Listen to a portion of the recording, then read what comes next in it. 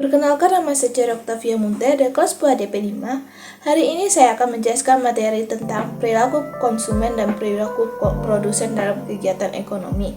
Pertama, pengertian konsumsi.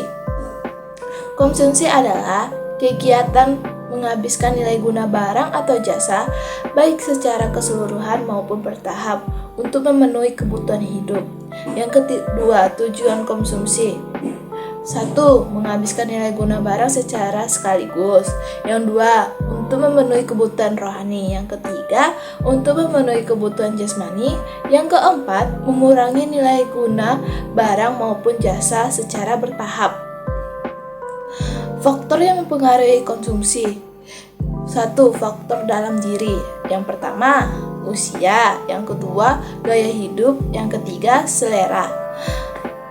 Faktor dari luar. Yang pertama, tingkat penghasilan. Yang kedua, tempat tinggal. Yang ketiga, tingkat pendidikan. Yang keempat, tingkat adat istiadat. Pengertian perilaku konsumen.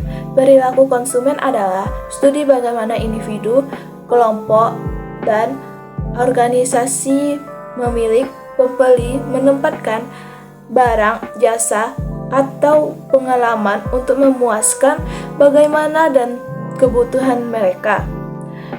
2. Faktor yang mempengaruhi. Yang pertama, faktor budaya. Yang kedua, faktor sosial. Yang ketiga, faktor pribadi. 4. Faktor fisiologis. Teori perilaku konsumen. Dalam teori koordinal, nilai guna atau utility yang didapat konsumen dapat diukur dalam saluran tertentu seperti jumlah, buah, uang. Pengertian hukum Gaussian 1. Pengertian hukum Gaussian 1 adalah jika jumlah barang yang dikonsumsi barang dalam jangka waktu tertentu terus ditambah, maka total kepuasan yang diperoleh juga bertambah.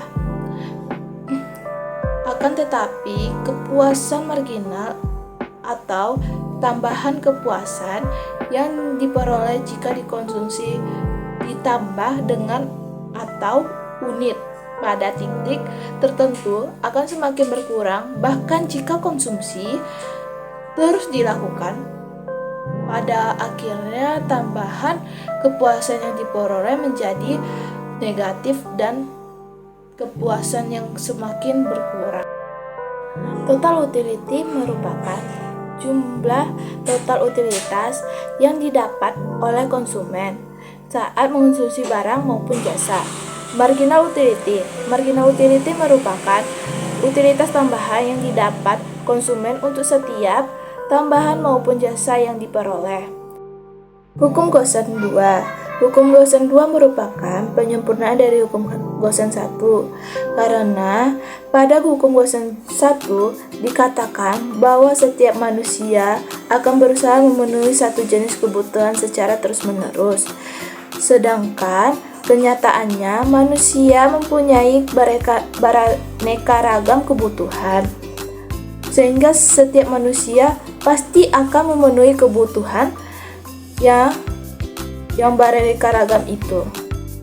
Sekian penjelasan dari saya. Sekian, terima kasih.